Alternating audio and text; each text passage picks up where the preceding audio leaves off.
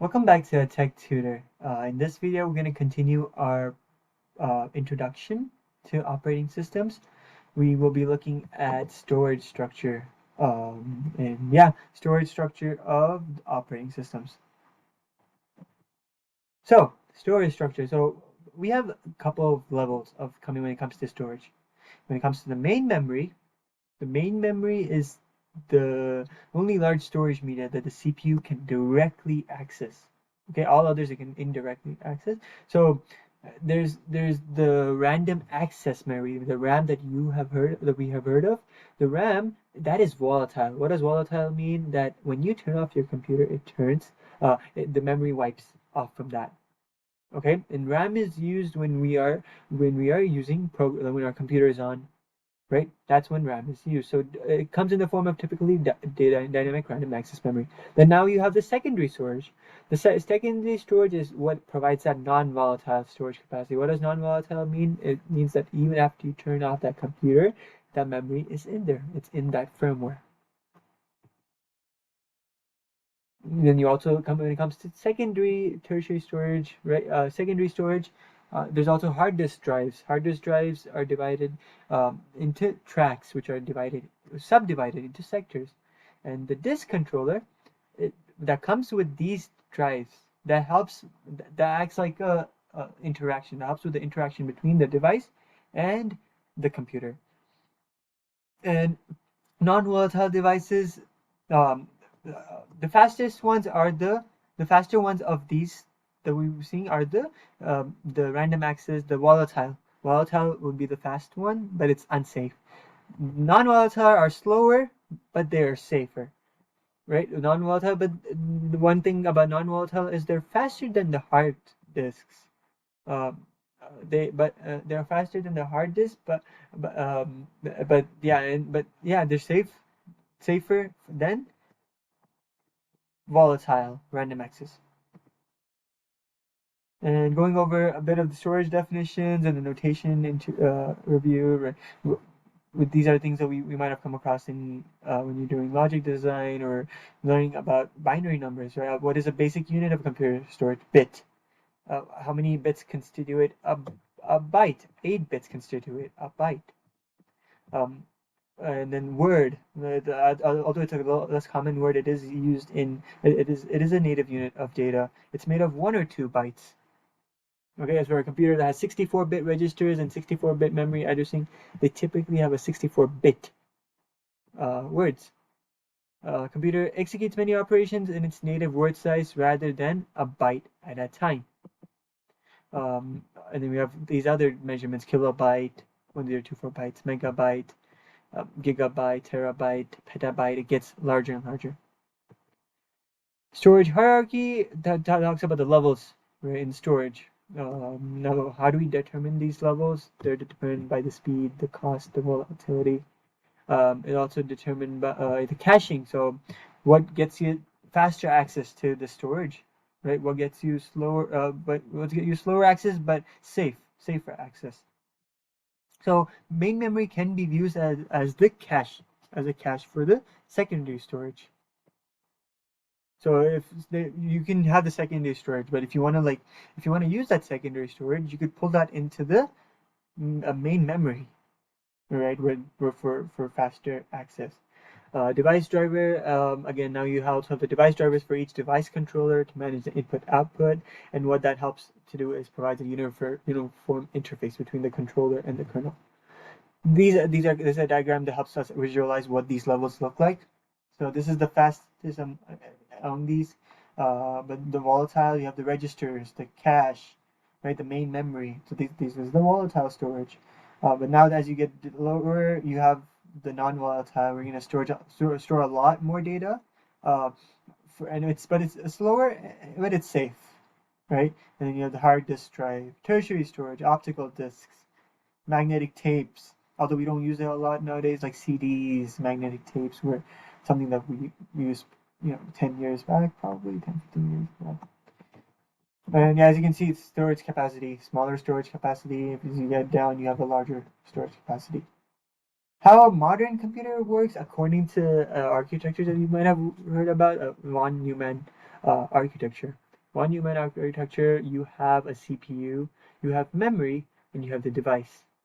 Right, the memory, the CPU sends instructions. All right, there's a there's an instruction execution cycle between the cache of the CPU and the memory. There's data moved that goes from the memory, right? What you see over here is where we'll talk about direct memory access.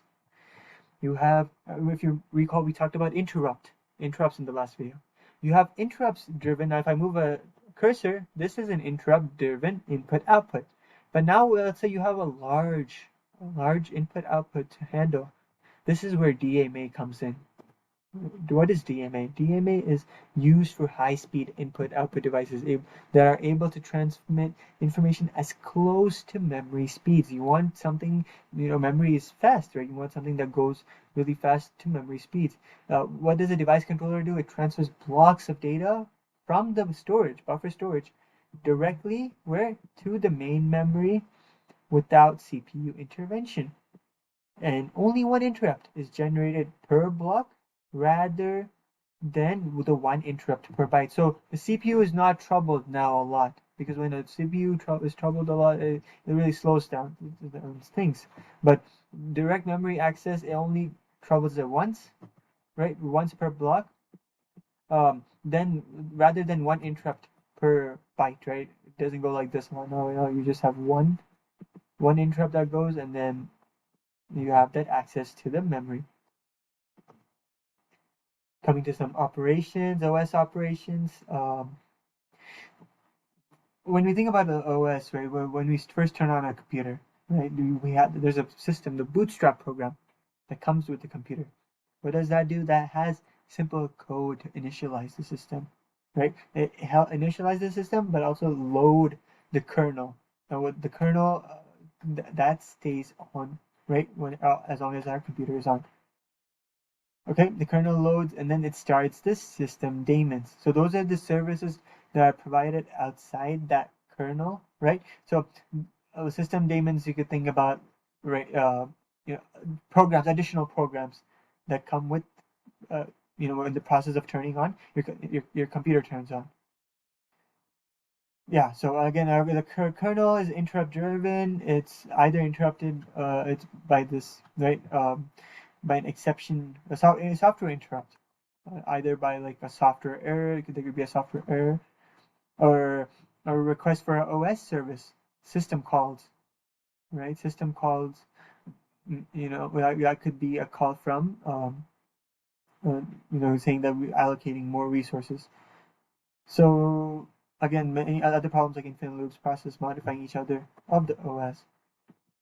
Coming to another feature of the OS is the multi-programming. Multi-programming is when we as a single user, we cannot always keep the CPU and the input-output devices busy, right? We want to make sure we utilize it as good as possible. So multi-programming, what that does is it organizes jobs, so the CPU always has one to execute. Okay, so there's a list. So once a task is done, and then it has another job that it knows that it's going to pass in. So it utilizes that. Make sure that time is utilized in the best way possible. So one job after another job, and then this process where it selects, one job is selected and another job is selected. It's called job scheduling. So when a job has to wait, say for example the input output, the OS switches to another job.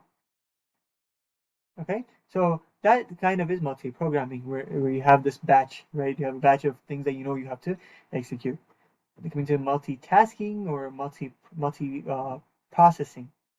So multi-programming, you do one task, you make sure that your resources are utilized. Multitasking is where the CPU, you think that multi-processing is like that switch. It switches fast, right? So it's an extension of the batch systems, but the CPU, it switches jobs so frequently that the users can interact with each job while it is running, creating interactive computing. Okay, so the response time is really low. Like it should be really, really fast. And then each user, it has at least one program executing in memory, right? So that program is also known as a process. if several jobs are ready to run at the same time, and then you have the CPU scheduling that happens. And then if the processes don't fit in the memory, then you have the swapping out. This goes in and then this comes out. And the virtual memory also allows execution of processes not completely in memory. So if you look at example like a task manager, right? So let's look at the task manager. And if you look at the processes, you see how many processes are happening at the same time, right? This is basically what, and as you can see, the memory is pretty high. This is basically what we're talking about here. How that swapping happens, and this is a key feature, multiprocessing, where you make sure that you have, make sure not just one task is running, multiple tasks are running at the same time. Again, multiprogramming, multiprocessing, and then this is for what the layout looks for a multi-program system. So it knows multi-programming. It knows it has to finish this. It's closer to the OS. It's going to finish this process, then this, then this, and this. So it has a list of things, a stack of things you could think. And then dual mode operation. So what does this do? This helps operation, allows OS, the operating system, to protect itself and other system components. Now you have two different modes. One is the user mode and the kernel mode. Okay, let's see if we have some. Okay, so user mode is that's user mode is being able to run your programs and things, right? And then kernel mode is where the OS talks about allocating these resources, these hardware resources. And then the mode bit is this is something that bit that says whether it's 0 or 1, right? So if it's 0, user mode, 1, kernel mode, that is provided by the hardware of your computer. And this distinguishes when a task, a specific system process, is either running a user mode or a kernel mode. And then there's some things that the user mode cannot access, right? For example, key system resources. Then what is to make sure that doesn't happen, the system call changes the mode to kernel, and then return from call assets. It's to the user. So some instructions are designated as privileged, are only those privileged instructions are only executable in kernel mode. Kind of what this is a layout of the system. Kernel, you have this kernel mode, system user mode, user processing executes, calls a system call, and then returns from the system call, right? Calls system call, and then it goes into this kernel mode, right? And then the system call is executed. The mode bit is again, it turns to 1. When it turns to 1, it's a user process, and that returns from the system call. Moving on, coming to a timer. So now, what is a timer? The timer is basically a key component also. Basically, it helps prevent an infinite loop for a process that's really taking up resources, right? It helps us interrupt the computer after a specific task has this much time, and then after the timer is done, it signals an interrupt to the computer, right? And the OS sets the counter because that's a privileged instruction, right? So that's something in the kernel mode. When the counter is 0, it generates a interrupt, and it is set up before scheduling process to regreen, control, or terminate program that executes a lot of time. Coming to process management, this is also another key component. We talked about multiprocessing, multiprogramming. Talked about what a timer is, and process management. Process management is a program in execution. It is a unit of work within the system. The program is a passive entity, and a process, on the other hand, is an active entity. Okay. And then the process, so when you talk about a process as an active, it's active, right? It needs resources to accomplish its task, CPU, memory, input, output files. Program termination, it requires reclaim of any usable resources. Single-threaded processes has one program counter specifying location of next instruction to execute. But multi-threaded processes, they have one program counter per thread. And the system has many resources, processes, some users, some OS running concurrently on one or more CPUs. We'll talk more about this in part 3 of our introduction. See you guys in the next video.